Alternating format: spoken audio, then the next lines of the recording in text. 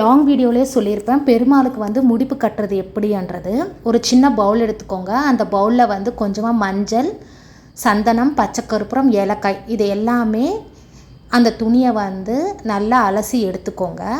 அலசின பிறகு 4 கார்னரும் சந்தனம் குங்குமமும் வச்சுக்கோங்க. நடுவில் வந்து கொஞ்சமாக துளசி இலையும் எல்லாமே 7ல் எடுத்துக்கணும். ஏலக்காய், கிராம்பு, பச்சை கற்பூரம், அதுக்கு ஜவ்வாதரையும் எடுத்துக்கோங்க. பேரிச்சம்பழம் வந்து ட்ரையாக எடுத்துக்கோங்க, பழம் வைக்காதீங்க. அதுக்கப்புறமா உங்களால் முடிஞ்ச பணம் வந்து வைங்க. இது எல்லாமே பூஜை பண்ணுறதுக்கு முன்னாடி ரெடி பண்ணிவிட்டு சுவாமி பாதங்களில் வந்து வச்சு வழிபாடு பண்ணுங்கள். உங்கள் கோரிக்கை எதுவாக இருந்தாலும் சுவாமிக்கிட்ட வச்சு ஒரு 48 நாள் நீங்கள் வந்து பூஜை பண்ணிங்கன்னா கண்டிப்பாக அந்த கோரிக்கை வந்து நிவர்த்தி ஆகும்.